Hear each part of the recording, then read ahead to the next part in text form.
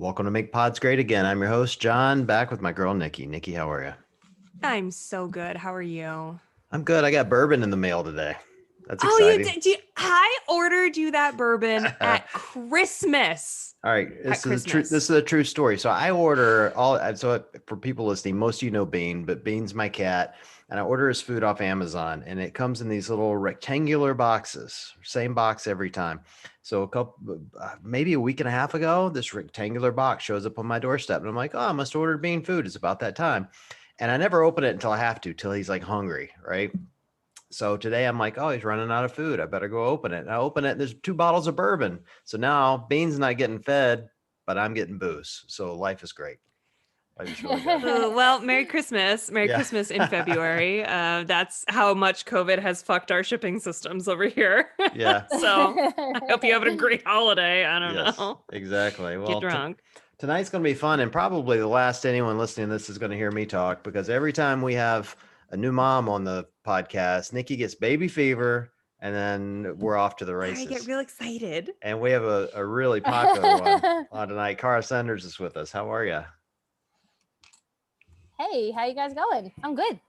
I'm so excited to chat with you. And John's totally right. Like, I do nerd out on all of the CrossFit moms because it's such Every a time. badass group of women. And I'm like made of questions because obviously, I've never been through it myself, but also because you're particularly open in sharing your journey and how you are balancing being a mom and training and all the tough stuff that kind of comes with just life, but also being an elite athlete. And so I'm super stoked to have you on because I'd love to hear about what everything's been like for you, especially now that we got the Open around the corner. How's everything going?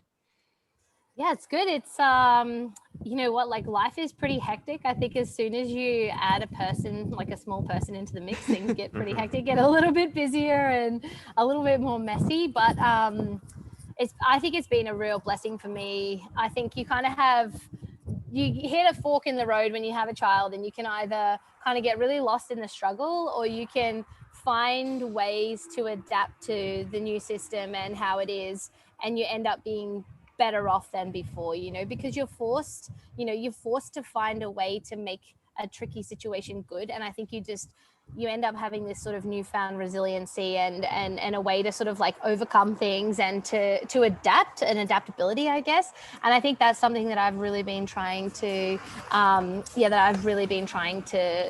spend time mastering. I don't think I'll ever master it, but that's something that I'm focusing on a lot more. And yeah, so it's been good, but yeah, life's busy, but busy's good. Busy is good. One of my favorite posts that I saw of yours recently was like you were training at the gym, and the caption on Instagram was like, you packed like your baby and all of like, and a change of clothes for her and some toys and your dogs and their bowls and their leashes and you're this and you're that. And it's like at the bottom, it was like, forgot my sneakers. I was like, that is the most like CrossFit mom thing that I've ever heard, because it's like you're so prepared and you're balancing all these things. And you're like, I got to take care of everyone else. I got all my ducks in a row. Where the hell are my sneakers? Like, you just show up at the gym and you're like, ah, shit.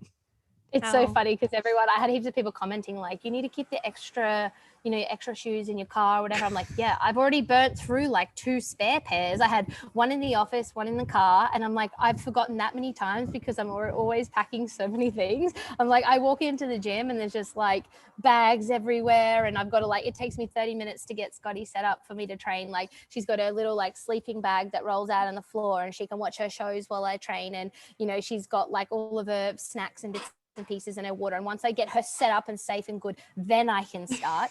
And yeah, so like every day, like the last thing, I'm like, I'll be in the car and I'm like, I don't know if I've got shoes, whatever, I'll just do whatever I can, like just yeah. People are like always like, oh, is it like a thing that like you just don't wear shoes? And I'm like, well, kind of, but a lot of the time, yeah, it's not on purpose, it's just busy mom. Totally. How old is she now? She's 20 months, so just over 1.5.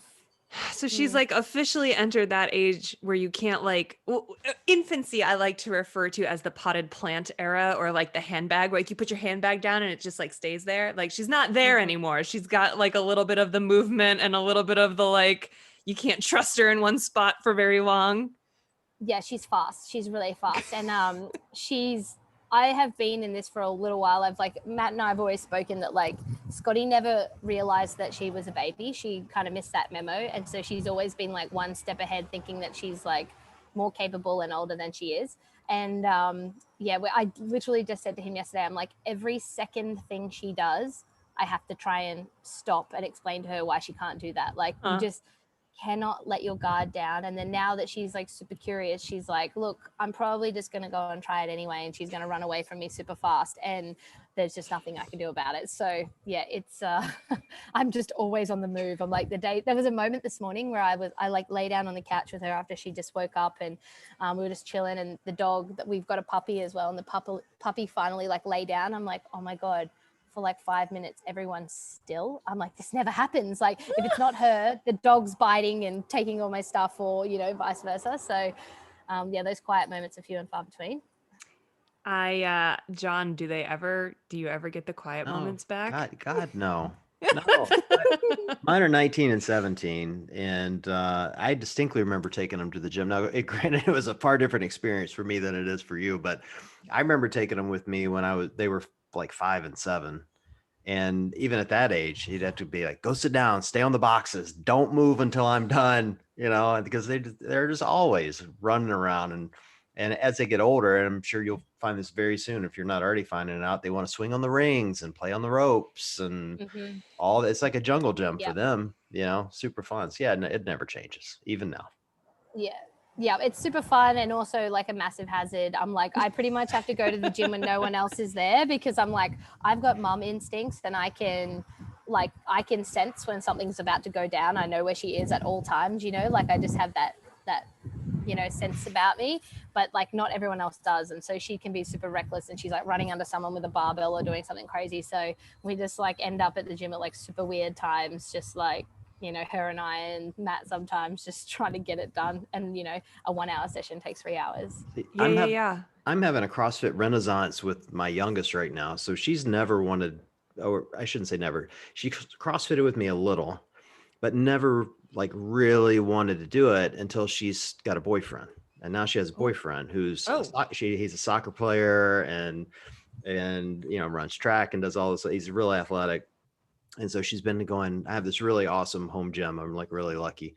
And she goes, Daddy, can Matt come over and can we work out in the basement? I'm like, oh yeah, we can all work out in the basement. Ain't nobody else touching my shit unless I'm there to watch. Are you kidding? My point is like, he's a super nice kid, but I'm getting to punish him now because I'm putting him through CrossFit workouts. And so every day they're like, what are we doing today, Daddy? And so I stole one of Pat Vellner's workouts today. I made him do it, and they both came out of the basement just looking rough. It's fun. Yikes. You'll have that to look forward to. Oh God. It's the best. Lord help me. Yeah, seriously. Exactly. So how is this sort of going to the gym at weird hours, and it takes 3 hours, and you got to set her up, and she's got snacks, you forget your shoes. How is it all affecting kind of this important time in the CrossFit season, which is open prep? Yeah, it's totally different. I think what I've had to realize and just sort of understand a little bit more is that it's just different now, like, and don't try and make it look like it once looked, because it will never look like that again. And I've had to like have a real, like conversation with myself, I guess, and just understanding that like, yes, I'm a professional athlete, that's my job, but at the same time, I'm a mom now, and that will always, for the rest of my life, that will always come first. So I will do the best I can with what I have, and what I have is a toddler. So, it just is different. I miss sessions here and there. I try and make them up wherever I can, but sometimes I don't make them up. Sometimes I'm just purely exhausted because, it took an hour to get to the gym to start off with, just like getting her out of the house because she's like run off on her bike down the road like 4 times or whatever, instead of getting in the car. And just not stress about it. I think that's a huge part of like the transition. I know like a lot of mums in general, like they just struggle with that transition and just accepting that it looks different now, and always mourning and trying to get back what it once was, but it's just not. And there's a whole lot of like new, really good stuff too. So like I honestly, most days, I don't even think about the open. I don't even understand the rules. I don't even know what's happening. I haven't looked at it.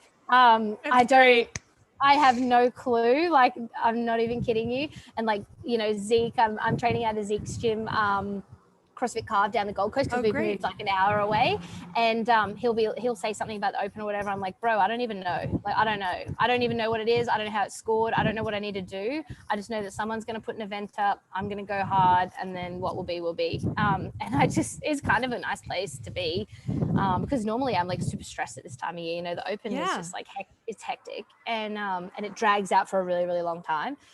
So I'm just training as best I can. And then when I get there, I'll just be as good as I can be based off what I've been able to do. And I think, that's all I can do. I just can't do any more than that. Totally. I'm like obsessed with that. I'm obsessed with you. Like the idea of being like, I'm showing up. What else do you want from me, world? Like, this is what I got. And being okay with it, or figuring out how to be okay with it, which feels like it's probably the mom journey. In a nutshell, figure out how to be okay with it.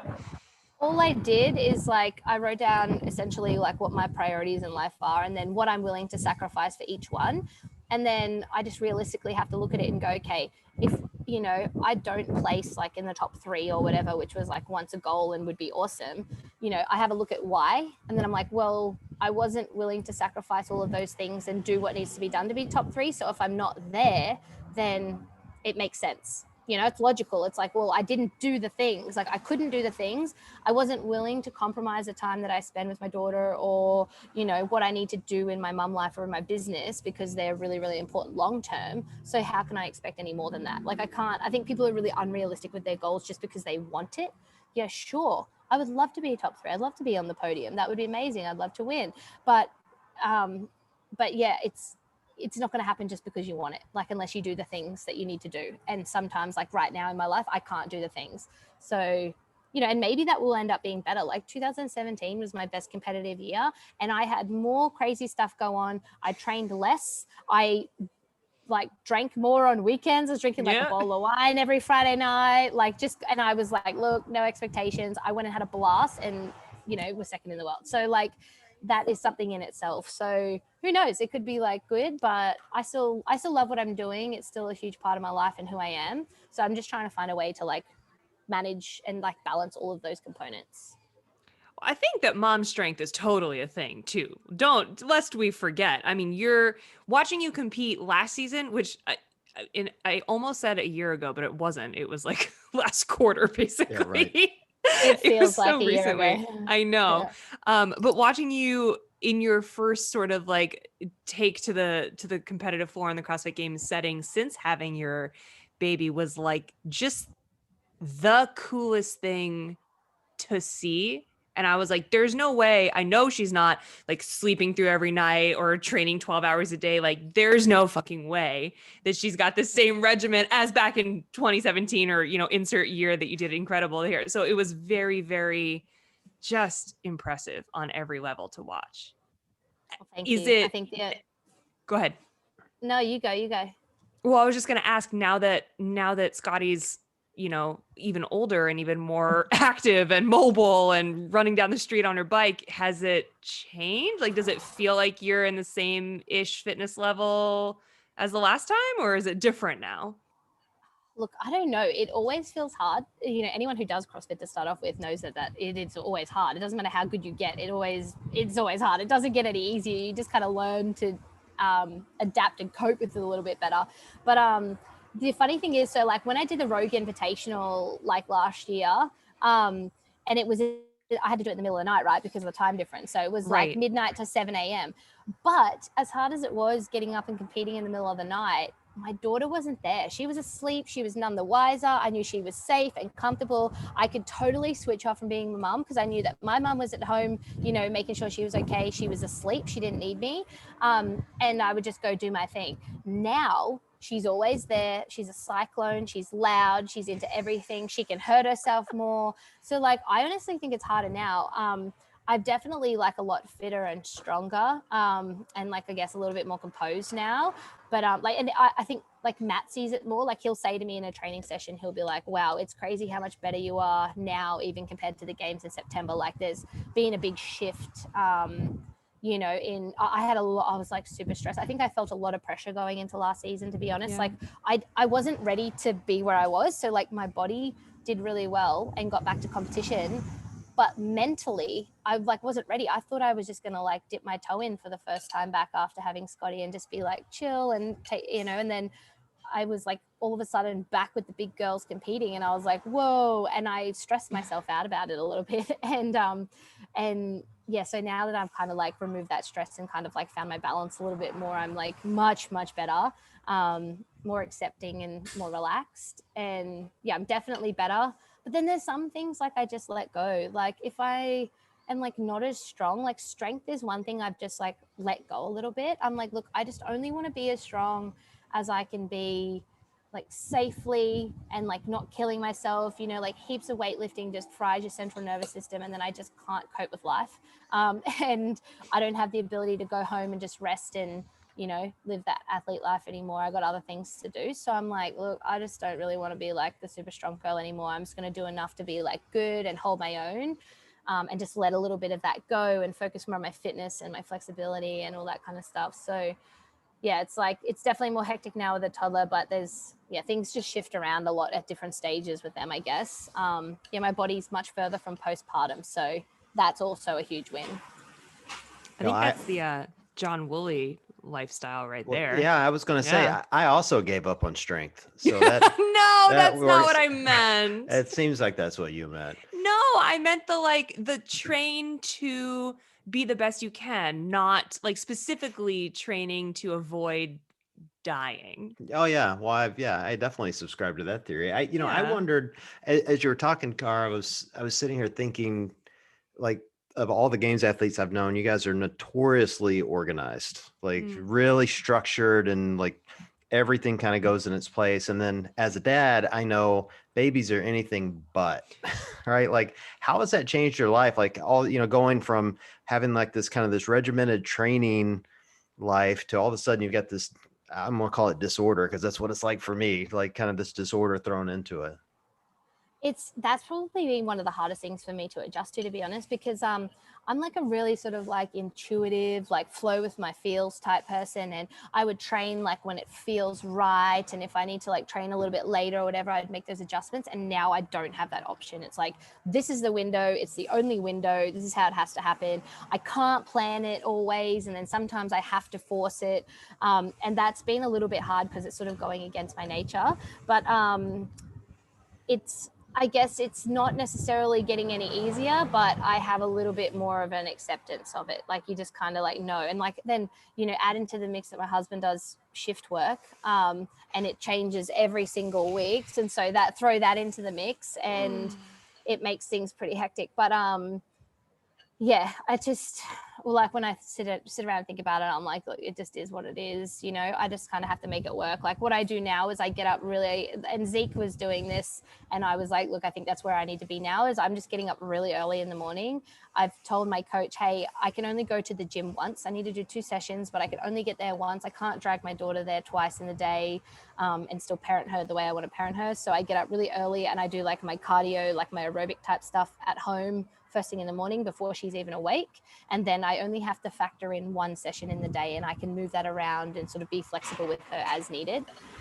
And yeah, every day is a little bit different. I've tried to control the situation. I've made that mistake. I've tried to control it. I've tried to create this perfect structure of like what each day looks like, and I've failed miserably every time. So now we just kind of, the night before, I set my like work tasks and everything for the next day, what I need to do, I try and build it out, and then we sort of create some flexibility there. And yeah, it makes the time goes fast, because just before you know it, another week's gone, another week's not gone, like, because there's just so much to do. But yeah, you don't have your own schedule anymore, ever. I wonder how much of it will. I wonder how much of it'll make you a better. I mean, do you think it's making you a better athlete in any capacity? Like, I think for me, like often the stress that came through that period of my life where my kids were really young made me better at things because I was forced to work through constant change. And so when I got myself in a situation that was really static, like I think of a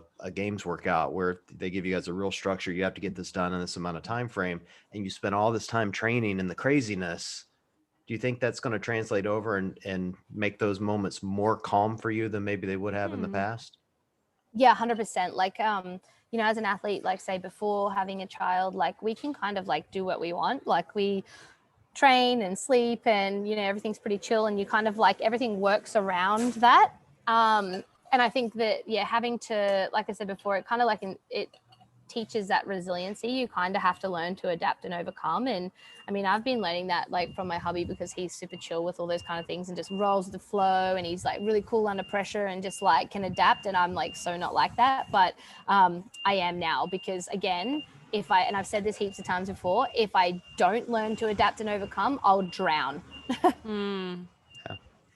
Yeah. Well, I think that's common. Like the going from the life of not having kids to having kids is like, I mean, drowning is the perfect analogy for that. You guys are really selling me on the It whole kids is. thing. I gotta tell you, you're really drowning, chaos, forgetting your shoes. There's so no greater there. joy, no greater joy than kids, Nikki. I wouldn't trade mine for anything on the world. But there are moments, man, where you're just like, how am I going to keep up this pace for any more time? Like I was kind of laughing internally. We were talking about that. You get that one quiet moment, because like I have quiet moments all the time now because mine are older. But at that point in their life, when you're like, oh my God, no one move. Don't breathe. Give me legit. Yes.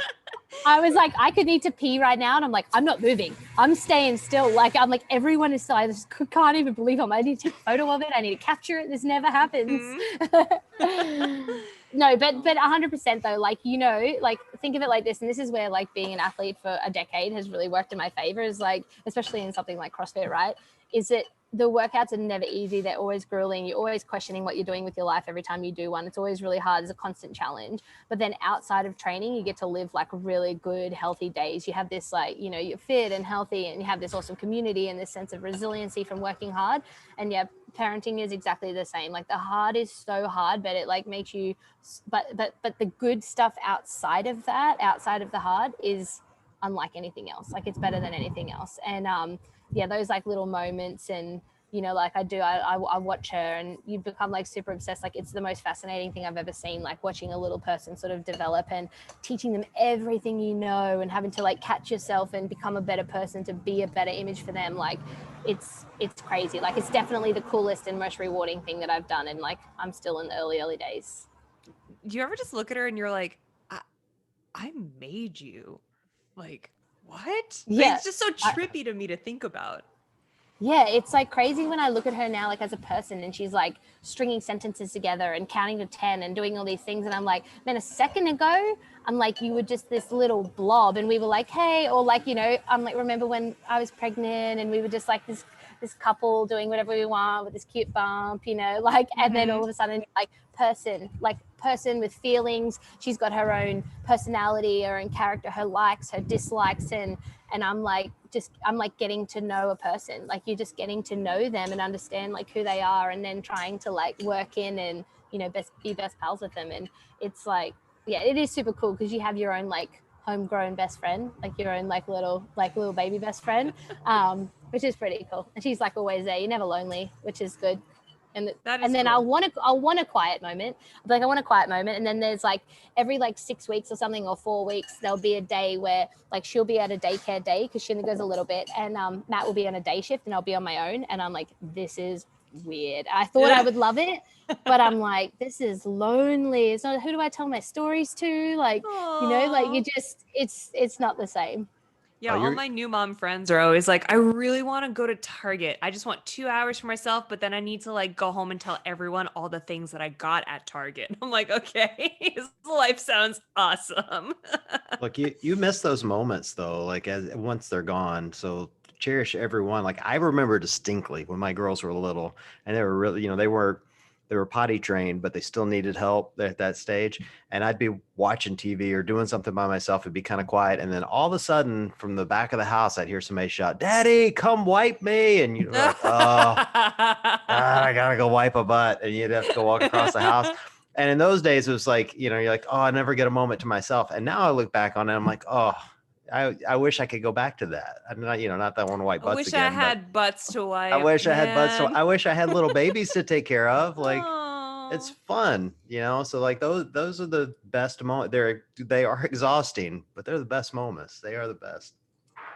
Yeah, I totally agree. It's I think of all the things I've done, I'm like, this is definitely the coolest. I'm like, I love it. I love being a mom. Like, if I wasn't doing this, I could be a stay-at-home mom. Really? Yeah. Cool. That's very cool. But I think I'd get a little bit bored too. So I like need some kind of project. Like you need something that's like just yours. But yeah, I still like it's hard work. Like if you try, you know, like you can kind of be like an idle parent. Like there's obviously different ways. Like you can kind of sit back and like, look, they're going to grow up and you just keep them alive, and that's okay. But like to be really in it with them and like really try, it's like, it's a real job, but it's like super fun. It's like a project, you know, like you teach them all their manners and all their cool stuff, and they grew up, and yeah, I don't know. I think it's cool. Well, and it gets even weirder as you invest all this time in them to do what you're describing, and then they turn out different than you thought they would. Whoa. It gets really weird. Yeah, legit.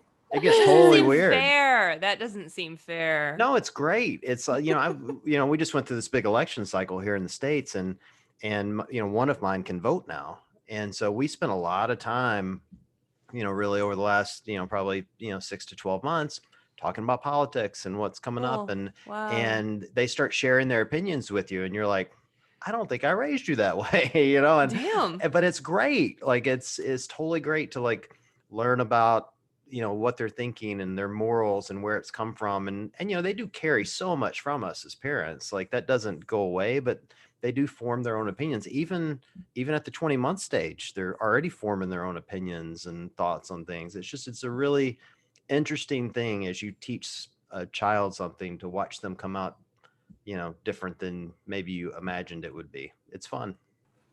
Yeah, it's super funny. Like people always say to me, like, "Oh, you know, do you want Scotty to follow in your footsteps and like be an athlete and stuff?" I'm like, "Oh, look, that's cool." Like I think I can see in her that her genetic potential is already there, but she is also like a full little diva. Like she's a real little diva girl at times. I'm like, whose kid is this? Like it is not mine, you know.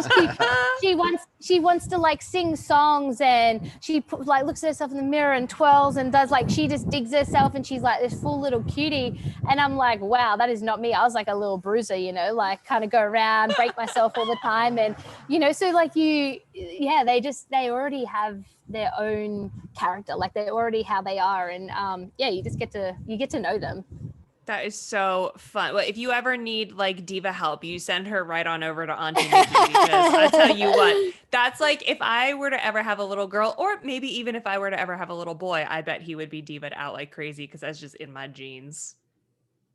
We love glitter in this house. Hey, even that'll change. That's the crazy thing. I had one that was into trains and dinosaurs, little girl, and the other one was into Barbies. And now they've totally swapped. The one that was into trains and dinosaurs, the ones that was into trains and dinosaurs is the most girly girl you've ever met. And the other one is literally upstairs right now playing video games online. Like, nice. It's just like, that's what happens. It's you great. Do have the coolest kids ever. You know what we haven't even talked about is like all the stress and figuring out how to, you know, raise a tiny human. And then you're also balancing obviously being an elite athlete, and it'd be great to get back to a point which you're competing at the games, but you are also a business owner, and everything has been kind of like growing and picking up momentum for you on that front lately too, hasn't it? Yeah, heaps of new stuff. I was having like, we were like building out our brand while I was like heavily pregnant, you know, like having business meetings and stuff. And then like, it's been so long coming. And yeah, like I've entered a field, like business is not, it's not something that like you just know. It's something that's like it's a learned skill. And I've spent like a decade being an athlete, you know, I'm a physical person. And so, there's like a lot of things in the way of like communication and relationships and things that are pretty good for me in the way of business, but there's a lot of stuff that I'm like just super green with. And it's been fun. It's been really fun because it's like a whole different kind of challenge. Definitely stressful at times because I'm the rookie. You know, I'm in a business with like business partners who have done it before. They've made all the mistakes. They've been successful or are successful. And then I'm just like the little rookie, like turning up to the games for the first time. Like, I don't even know how this goes. Like, but yeah, it's been super cool. And, like a different project for me. And I guess something that like, obviously I'm in that point in my career too, where I'm like, I'm 31 and I'm looking for the future, you know, and I can't be an athlete forever. So, you know, I've kind of, I've kind of been like sinking my teeth into that as well, so that I have something to sort of like transition into. But yeah, it's like, it's exhausting, you know, learning anything new is super exhausting. It's like doing a degree, but like, you know, with lots of money and stuff involved. Right, no pressure. No pressure, no pressure. But it's been super fun in the way of like the kind of businesses that you could do. Like sunglasses or like eyewear is super fun. Like the you know, you have the nitty gritty business side of things, but then there's also like, you know, we go and get content of people doing fun, active workouts, living their best life in sunnies. I'm like, that's a good vibe. Yeah, it's no joke. And I could not make this up. I just got an active eyewear email. Like I watched it come through on the screen just now. And I was like, no way, it knows, it's listening to my conversations. We're doing our job then. You totally are. You're contacting the people on your email list perfectly. I very much enjoy your communications. No, but like when is there time? When do you sleep? That's what I don't like. How do you, being flexible works when you can get to the gym when you can, but being flexible doesn't always work when you're trying to run a business. Like sometimes there's other people that can't move the meeting or whatever. So how do you make that work? I've been lucky. I think a lot of it comes down to the team. Like we have a really good team, and like we're all parents. I have the least out of all of us. So there's 4 of us in the team. 2 of them have 3 kids, like all young kids. And then another one, you know, he's a single dad and has 2 girls. So we all understand and we help carry each other where we need to carry each other. And there's times where they need to carry me, especially like through training or whatever. And then there's times where I will carry them in return. And we just balance that around the best we can, and jump in and sort of like step in each other's shoes wherever need be. And I think that's really important to have like that good team. But like my schedule on a daily basis, I explain it as like it's intervals. It's like on and off in different, I put different hats on, like, okay, got this one on for 15 minutes, take it off, put the next one on, put this one, like, it's just like on and off from the minute I wake up until the minute I go to bed. There's no like go to work from this hour to this hour and then it's done and then do this. It's like, okay, you know, child, work, house, back to work. Like it's just in little bursts and little intervals. And I just, I just squeeze that in however I can. And it's working. It's kind of getting done. Sometimes like more often than not, it's just the kid stuff that gets in the way. And then like, you know, emails lag or whatever, but like we get there in the end. I think in the way of business sense, like there is crucial timing on certain things, but then for me also, like my daughter's only ever going to be this age once. And so like, it's also not life and death. If something takes another week, it's not life and death. Whereas like missing those moments or that development or that opportunity or that communication with her, like I probably only get that opportunity once each time. So, but yeah, it's literally like random times like all throughout the day, and then sometimes I just have to like shut it down and just stop. I've learned to do that, is just to like try and ask for help a little bit more and actually switch off, because if I don't, I die. Like I'll make it 3 out of the 7 days of the week and then I'm bombed. So I've had to learn to rest. That's been the best thing I've done, is learn to stop. Yeah, that's where I need to get on your level, because I also started a business a little less than a year ago, and I'm kind of at that point now where we're totally burning out, you know, because it's our baby, my partners and I, and so we will devote all hours of all day. And I swear to God, there are some days I sit down on my computer at 8. I don't get up until I go to the gym at 5:30, come home and make dinner, and then sit back down until sleep. And it's like not weird. And it's definitely gotten to the point in time where I need to be like, it is there will always be emails, you know, It is fine if it doesn't get responded to tonight or tomorrow, even. Like it is life and people can wait, you know, to get shit done. It's okay. Well, the thing is too, like I would sit down on my computer or sit down to do work, and like I would assess like my my productivity output. And I'm like, I'm sitting here, I'm ticking the box of doing something, but am I really even doing anything? I'm writing this email that I just don't even think is like making any sense, or I'm not actually being like, I don't have a good creative flow. So like, what's the point in me sitting here trying to do this at like 40% quality, which I don't like to do, where I can literally just like go sit down for like 30 minutes or an hour. And then when I come back, I'll get that work done way quicker and way better. So like, it's the same as training. Like, it's funny. I did a call with Brute, who does all my programming, last week. And my coach said like the role of the coach, you know, like they write the program and make sure that you turn up and they put all of the stuff there for you to train. And then the job of the athlete is to recover, is to take care of yourself. And if you don't have that, you do not perform. It doesn't matter what a person writes on paper and what you turn up and do.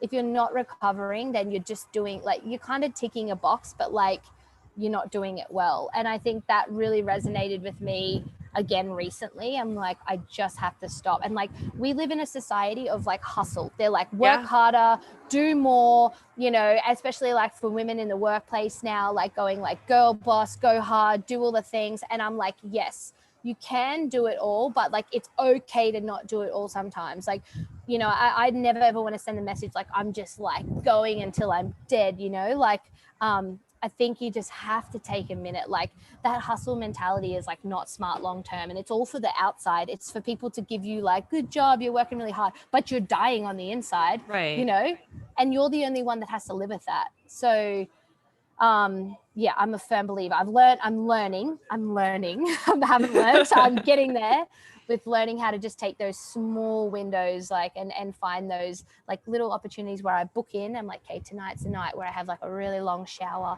and, you know, like put a mask on and slow down or whatever, wherever I can. This is so important to say out loud, especially at a point in time where we are usually talking about going hard, and the open is all about like crushing everyone and do it again on Monday, and like you're weak if you can't beat your old score, like whatever. It is just so important to talk about, physically obviously recovering, but like mentally recharging. And yet again, here's another lesson that we can take from CrossFit and from the elite athletes, whatever, and apply to other parts of your life. Like, you deserve a break, and you deserve a chance to recharge, and you deserve a chance to hit it when you're fresh, and everything will be better. Like you said, like, it's not life or death. I got to tell myself at work sometimes, I'm like, I'm making ads. Like, I'm not doing brain surgery. Like, I'm marketing stuff. It's fine. I should start I'm going to start treating the bank. I work at a bank, Kara, and I'm going to start treating the bank like CrossFit and just tell my boss, hey, I'll get those reports to you next week. I'm on a rest day. It's going to be great. See how that goes over. You probably actually could say that if you really wanted to. Yeah, maybe. They have heard all my CrossFit stories, so they probably know what it means at this point, I would imagine. Look, I'm the first person to like, I'll promote the hustle for sure. Like, don't be lazy. Don't be a quitter. Like, sometimes it's really hard and you have to show up, but like, there has to be a little bit of give and take. Like, there's times where like you just got to show up and you just got to put your best foot forward. And if you didn't show up on hard days, you'd probably never be there. But there also is a time where like, if you don't have that other side of things and you're not balancing that out with like some slow down self-care type stuff, as corny as that sounds, like, then it just defeats the purpose. So I think it's just about finding the balance between those two. I was using a similar analogy yesterday with somebody at work that, you know, I've kind of built my entire career around just figuring out what everybody else does and just do more, because most people won't give you actually 100%. They'll give you 80%, you know. But I was telling them, I was like, that strategy works to some degree up until the point that you start making mistakes and you're just running your head into a wall. And at some point you have to step back and say, all right, I have to stop making this mistake for a minute, slow down, rest, figure out what I did wrong, and quit doing that. And then get back to it. And it's really similar to what we're doing here with training and CrossFit, where I find myself in my own training, which again, not the same, but it's the same for me, where you'll go for 7 or 8 days and you're like, oh, I want to train tomorrow, but you shouldn't. You shouldn't go 8 or 9 days in a row. You need a rest day. You just got to take it. God, 8 or 9 days. Good Lord.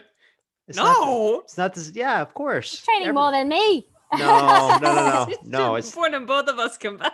No, because your training days are several hours. You keep in mind. Yeah. Accurate. I'm training to survive at this age. I'm 600 months old, Kara. So Oh, there it is. yes, Is it true that when you're a mom, you can calculate months? Like, bam, just like that. just like that.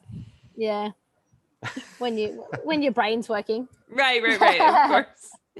Well, granted, I know that you don't necessarily have all the details on the new layout of the competitive season. And in fairness to you, most of us don't understand it either because it's so new and so different and it changes every year. So we can't really settle on anything. But just knowing that it's coming, is there anything that you're kind of like crossing your fingers for, like you want to see or you're hyped up about, or anything kind of like on the horizon for you? No, not really. I try not to get too emotional about it because I think if you get too emotionally invested in what you want or don't want, it just sets you up for like disappointment. And I think with events, you need to just be like super level and just, analyze the event, execute as best you can and move on. And I think if you get too much emotion in that, that's where athletes that's where they set themselves up for failure. We know what the open is like. No matter what, we know the kind of workouts. They're in the gym. It's nothing like, they're fairly short. They're fairly intense. Like, they're kind of nosebleed workouts where you go as hard as you can and then you live for another week and then you try and back it up again. You spend the week recovering and then do it again. I know that's what it was like for me last year. Yeah. I just would put all of my effort into that one workout, like last year when we did it at the start of the year, I was like 4 months or 4.5 months postpartum. So it was like, that was my whole week's worth of energy in one workout. And then I'd recover for a week and do it again. So yeah, we know that that's what it's like.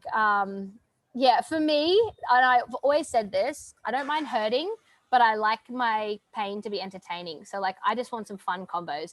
I'm like, I hate monotonous, like, just repeat, if you're doing like a couplet for 20 minutes, like that just kills my brain. And I just can't deal. Like I really have to dig deep to like show up. But like, if it's like, if it's interesting and, fun combos and, fun rep schemes and all that kind of stuff, then I'm usually pretty happy. But there's nothing. Yeah, I'll just like get creative. I love the old school stuff where you would do like a workout and then test like a 1 rep lift or something like that. I think that was super fun because it adds like, a different dynamic. But the only thing I really ever look for is just like balance. You want some gymnastics, you want some weightlifting, you want some monostructural work, you want something a bit longer, a bit shorter. I think really good variety is a really good open competition. And then it shows you like the best at the time and who should really qualify. It kind of hands over a fair qualification process.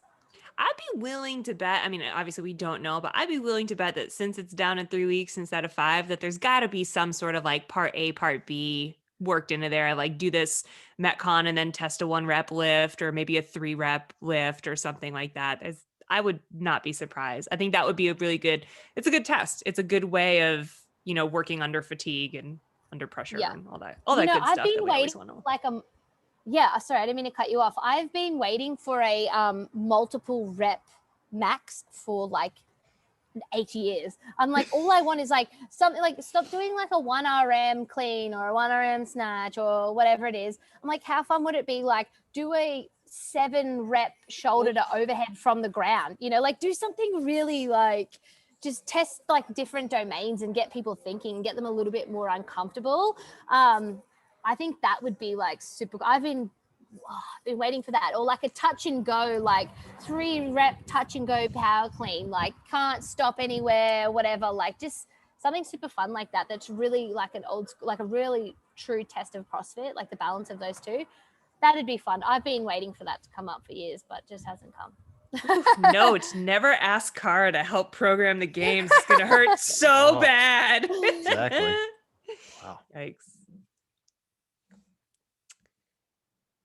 Oh. Did we lose you, Nikki? No, did I lose you? I thought so. Oh, sorry. No, I'm here. Cut this. We just part had a out quiet. of the show. We just had a quiet moment. We should have captured it. Quick. It'll never happen again. No, wait. Let's let Kara take a nap real quick. Real quick. That would be nice. Yes, thank you. Oh man. Well, thank you so much for taking some time to catch up with us. I have been so stoked to pick your brain, and I just wanted to hear all about like how things were going with mom life and gym life and business life. And it's been so fun watching your journey on Instagram, especially. So I thank you for sharing. I think it's wildly helpful for people to see and hear like how that is going and like glean some little pieces of advice here and there. Yeah, I think I've really been enjoying it's been a real transition, like say through social media and what you share. And I really enjoy sharing like the process and the story. And I think there's a lot of people on socials that are like so far one way or so far the other way. It's either so scripted and so like forcibly perfect, or then like they're over the top to like in depth, like crazy, like trying to be too real. Everyone's just trying too hard. And I'm like, hey man, this is just my story. Like, let's just tell it. It's like, no, I'm living like that's kind of a normal life and also really not normal, but, Right. But like, yeah, just like normalizing the normal stuff, like making it normal again, instead of it being a big deal or a bad deal or whatever. And, yeah, just trying to share that like I'm just someone like learning. I think that's like one thing is like it's really fun to learn. Like I thrive on learning. I hope there's never a point in my life where I stop learning, and this whole process is just like set up for that. And it's just super fun because there's just something new that presents itself every day. And yeah, I'm very, very well aware. People tell you that like these are the good old days, like right now, like when you have your little kids. And I listen to people who tell me that. I don't just hear it and go, yeah, whatever. I'm like, a lot of people have said that. So I'm like, these are the good old days. Like pay attention to what's going on and soak up every single feeling, because I don't want to miss a second. Well, you're making a big impact with it, Kara. I don't tell a lot of people who's coming on the show prior to us doing it because there can always be conflicts. But I told 2 or 3 people you were coming on, and everyone were like, "Oh my God, she's my favorite. I love her journey." So people are paying attention, and that's unusual because usually they go, "Oh, okay, I don't like Pet Velner that much." So go ahead. No, I'm kidding. Who doesn't like Pat Velner? Zero people in this world. Everybody loves him. Everybody loves Pat Velner. But no, we really appreciate you taking some time and sharing it with us. So thanks for coming on. Anytime. Thanks for chatting. Thanks for having me. Absolutely. And Nikki, great to see you again as always. Love the new hairdo, by the way. Thank you. You did. Thank you very much. You noticed. My husband did not. So there's that. Well, there you go. They never notice. I'll let him be in the doghouse, not me. So, all right. Well, guys, thanks so much for everyone listening. We appreciate you guys joining us this evening, and we will chat with you later.